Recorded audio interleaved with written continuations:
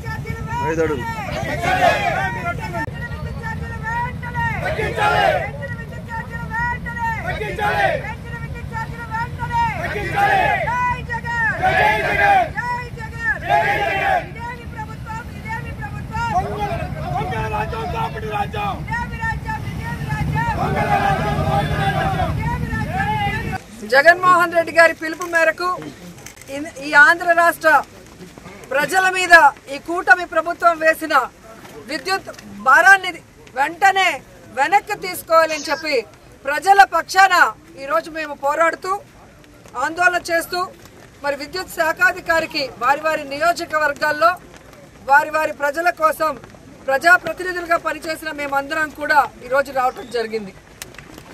ఈరోజు ఎంత సిగ్గుచేటంటే ప్రజలకేమో ఎన్నికల ముందు చంద్రబాబు నాయుడు గారు కరెంటు ఛార్జీలు పెంచము వీలైతే తగ్గిస్తాము అని ఆపటం కాకుండా అంతకు మించి ప్రజల దగ్గర నుంచే ప్రభుత్వం విద్యుత్ కొనుగోలు చేసే విధంగా చర్యలు చేపడతామని చెప్పిన మహానుభావుడు. కానీ ఈరోజు దాదాపుగా 6 నెలల్లో 15,500 కోట్ల రూపాయలని ఈరోజు ప్రజల మీద బాదిన బాధుడికి ప్రజలందరూ కూడా కృంగిపోతున్నారు. ఈరోజు పవన్ కళ్యాణ్ గారిని అడుగుతున్నాను, మీరు చంద్రబాబు నాయుడు గారు ఎన్నికల్లో ఏం చెప్పారు? విద్యుత్ ఛార్జీలు పెంచము, పెంచితే ఒప్పుకోమన్నావు. మరి ఈరోజు 15,500 కోట్ల రూపాయలు విద్యుత్ ఛార్జీలు పెంచితే ఎందుకు సైలెంట్ గా ఉన్నారు? ఎందుకు వాటిని ఆపమని చెప్పట్లేదు? చంద్రబాబు నాయుడిని ఇలా చేస్తే కరెక్ట్ కాదు అని ఎందుకు నిలదీయలేకపోతున్నారు? అంటే అధికారం కోసం ఒక మాట, అధికారంలోకి వచ్చిన తర్వాత మీకు పదవి వచ్చింది కాబట్టి అన్నిటికీ సరెండర్ అయిపోతున్నారా? ప్రజలకు చెప్పాల్సిన బాధ్యత ఉందని కూడా ఈ సందర్భంగా తెలియజేసుకుంటున్నాను. ఎందుకంటే చంద్రబాబు నాయుడు ఏదైతే చెప్పాడో బాబు షూరిటీ భవిష్యత్తుకు గ్యారంటీ అని, ఈరోజు బాబు షూరిటీ లేదు, ఆయన హామీలకి గ్యారంటీ లేదు, ఆయన మాటలకి ఈరోజు వారంటీ లేదు అనేది అర్థమవుతుంది. కరెంటు ఛార్జీలు పెంచేశారు, రిజిస్ట్రేషన్ ఛార్జీలు పెంచేశారు, 60% నిత్యావసర వస్తువుల ధరలు పెంచేశారు, ఫ్రీ ఇసుక అంటూనే 2 రెట్లు ఇసుక రేట్లు పెంచేశారు. ఈరోజు వీధి వీధికి మద్యం షాపులు పెట్టి ఈరోజు ప్రజల్ని పీల్చి పిప్పి చేస్తున్నారు. దాదాపుగా 6-7 నెలల్లోనే 1,00,000 కోట్ల అప్పు చేసిన చంద్రబాబు నాయుడు మరి ఎందుకు ఇవన్నీ పెంచుతున్నారు? ఒక అమ్మఒడి ఇవ్వలేడు, ఫీజు రియంబర్స్మెంట్ ఇవ్వలేడు, రైతు భరోసా ఇవ్వలేడు, విద్యా దీవెన ఇవ్వలేడు, వసతి దీవెన ఇవ్వలేడు, 0 వడ్డీకి రుణాలు ఇవ్వలేడు. కానీ ఆ 1,00,000 కోట్ల రూపాయలని ఏం చేశాడో చెప్పడు. ఆ 1,00,000 కోట్ల రూపాయలతో కనీసం ప్రజల మీద పడ్డ ఈ విద్యుత్ భారాన్నైనా ప్రభుత్వం ఎందుకు మోయటం లేదని అడుగుతున్నాను. మొన్ననే మనం చూసాం, సిగ్గు లేకుండా ప్రజల డబ్బుతో 3,200 రూపాయలు ఒక్కొక్క ప్లేట్ అని చెప్పి ఎలా కోట్ల రూపాయలు మింగేశారో చూసాం. అలాంటి డబ్బులు ఈ ప్రజల మీద విద్యుత్ భారం పడకుండా ఎందుకు మీరు ఉపయోగించడం లేదని నేను అడుగుతున్నా. అలాగే చంద్రబాబు నాయుడు, లోకేష్ బాబు, పవన్ కళ్యాణ్ బాబులు స్పెషల్ ఫ్లైట్లు వేసుకొని ప్రజల డబ్బులు దుర్వినియోగం చేస్తుంటే ఆ దుర్వినియోగం ఎందుకు చేస్తున్నారు? ఆ డబ్బులు కనీసం ప్రజల మీద ఈ విద్యుత్ భారం పడకుండా ఉండేందుకు ఉపయోగించవచ్చు కదా అని డిమాండ్ చేస్తున్నాం. ఈరోజు తెలుగుదేశం వాళ్ళకి ఒక ఫ్యాషన్ అయిపోయింది.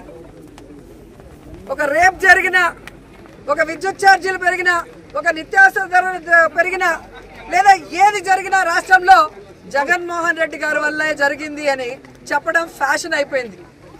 అసలు అధికారంలో ముఖ్యమంత్రిగా ఉన్నది జగన్మోహన్ రెడ్డి గారా, చంద్రబాబు నాయుడు గారా అని నేను అడుగుతున్నాను. ఈరోజు మీరు చూస్తే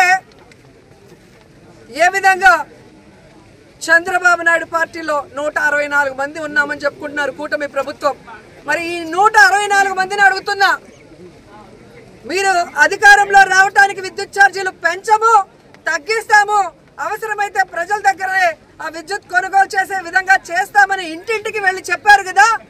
మరి ఈరోజు ఇంటింటికి వెళ్ళి పసుపు షర్ట్లు వేసుకొని, పసుపు చీరలు కట్టుకొని మేము 15,500 కోట్ల పెంచాం, ఓకేనా అని అడిగే దమ్ము ధైర్యం మీకుందా అని నేను అడుగుతున్నాను.